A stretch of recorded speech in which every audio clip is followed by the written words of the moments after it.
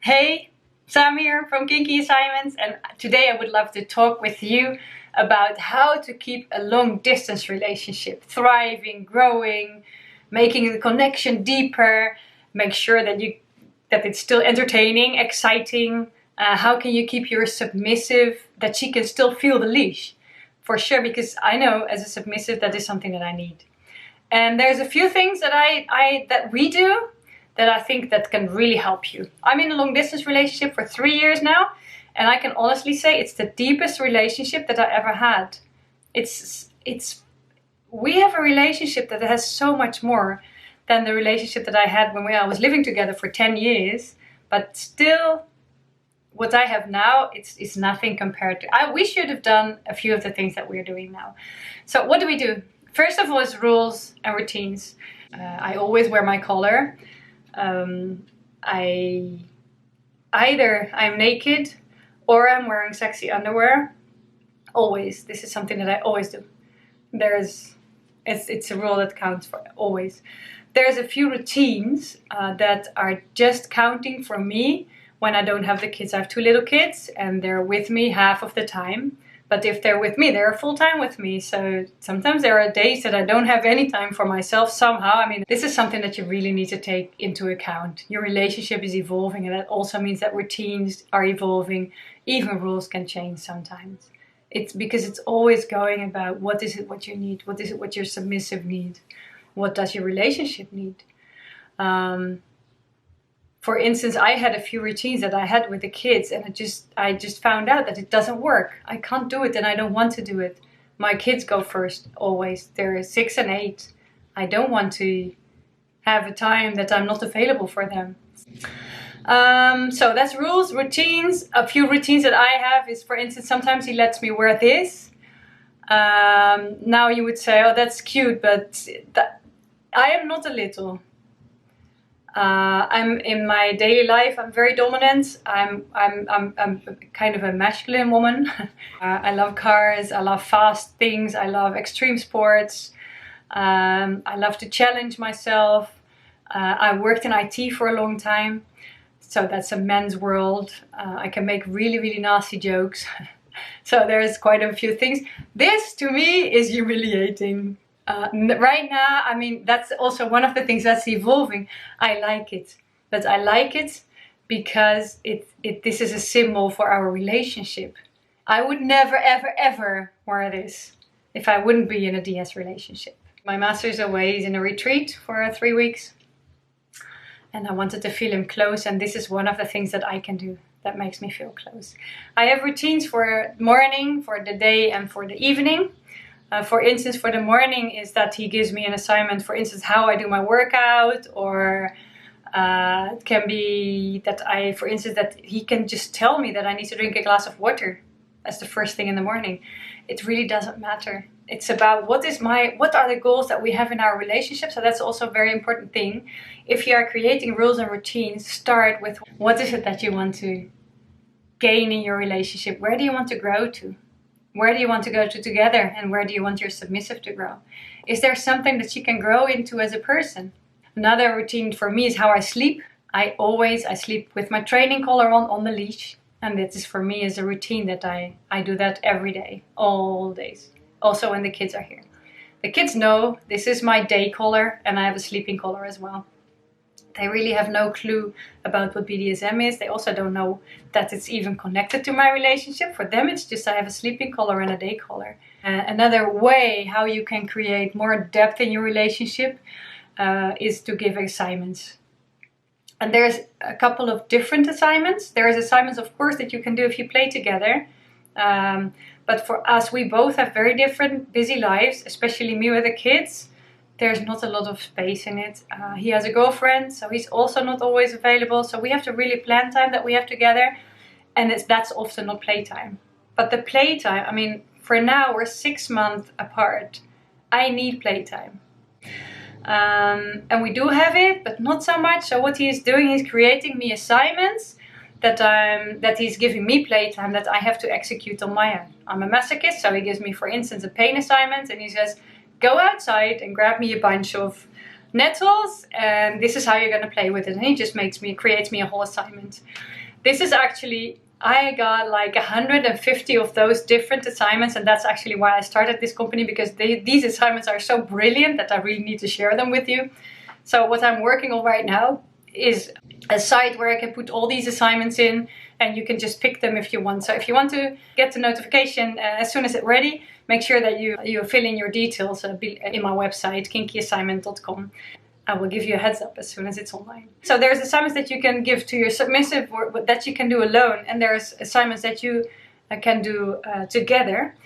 If you're giving her assignments alone, make sure you build it up. You can't just give her an assignment that's very heavy and intense if you're not there to take care of her afterwards.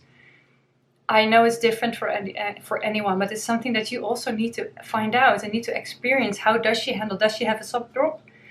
I pretty much always have a sub drop. It doesn't matter how intense it is. Sometimes the intensity is not even in the pain that I'm going through. It's depending on whether I can come or not. But it's also depending on how do I feel. Am I tired?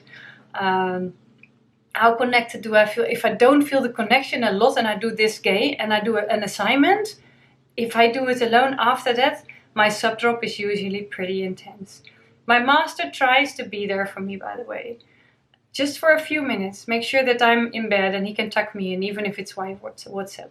Just caress me with words. That's really helpful. So please be careful with what you give her and build it up. And I know how much I can handle now. He knows also, so now the assignments, but that's after 3 years of doing assignments alone. He's given me assignments that are a lot more intense than they used to be. And we messed up in that too. That I got an assignment that I had a nervous breakdown after that. And it took me almost a day to recover from it. I can't emphasize it enough. Make sure that you figure out how your submissive works and how she does that. There's assignments that you can give that are for just that period, like a short one. But sometimes I get assignments also for a longer time. And they're always connected to one of the goals that we set in the beginning, the purposes. I told you I'm a pretty masculine woman, very dominant in real life. Well, I used to work a lot with guys. And one of my struggles in that was that I never felt really feminine. And my master wanted to train me in that. So he told me that I had to go belly dancing. Now, dancing for me is way out of my comfort zone. I always heard from my sisters that I'm a terrible dancer. That I should never move. Whenever I was on the dance floor, they laughed at me. And it was kind of a drama, a small one, but still it was something that I really didn't feel comfortable about. And that was also a reason why he sent me to go belly dancing. So I just had the opportunity for 6 months to feel feminine, to learn graceful movements. And the fun part is because somebody is teaching you actually how to do it and taking the time for it, that it actually made me feel comfortable. And he had an assignment for me. So after the 6 months is over, you need to perform a dance for me. So I even got to private classes and she taught me what to do. And that was so wonderful. And that made me that's expanding. I grew as a person. So if you can create this kind of experiences for your submissive, then you're going to have such a wonderful relationship. I would recommend this to anyone. One of the other things that I think are really, really important to build up depth, to create connection, is reporting. For sure, the assignments, the routines, they're things that you do alone. Your submissive does alone. So how can you be connected as a dom? How can you be part of it? We do that by reporting.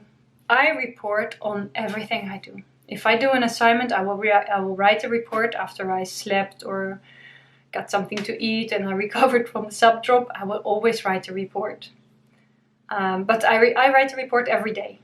Every fucking single day. I'm doing that for 2.5 years now. I started it after we were dating for like 6 months or so, and he was away for a holiday and he was going in the middle of nowhere and I couldn't follow him.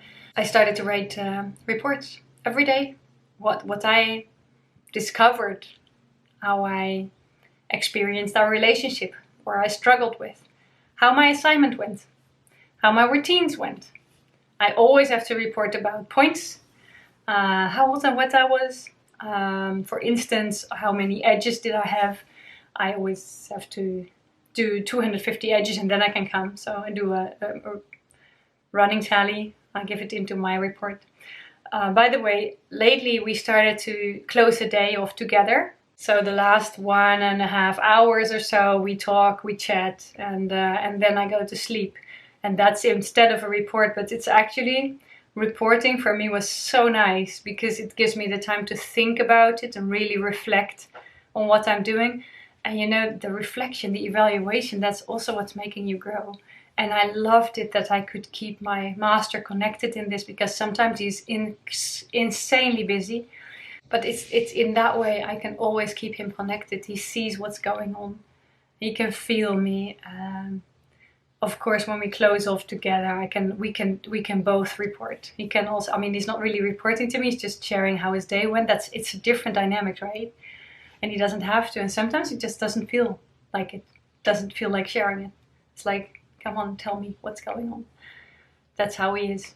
I love this.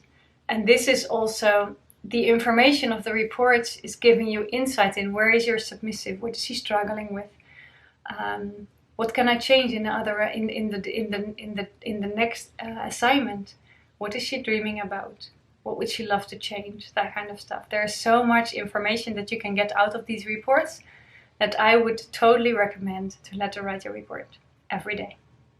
I hope you find this video valuable. If you have questions about it, just put it in the comments below. Maybe you have something you think I would love to train my submissive on a specific topic. Do you have any ideas? I'd love to help. So feel free. I will reply back on any comment. Make sure that you register on the site. There is a wonderful ebook. It's called Introduction to BDSM. That has a few tips if you're just starter. If that's not of your interest, just fill in your name and email address and I'll send you a message as soon as I start posting assignments. So I would love to see you there, and let's continue this travel together. And don't forget, play with passion.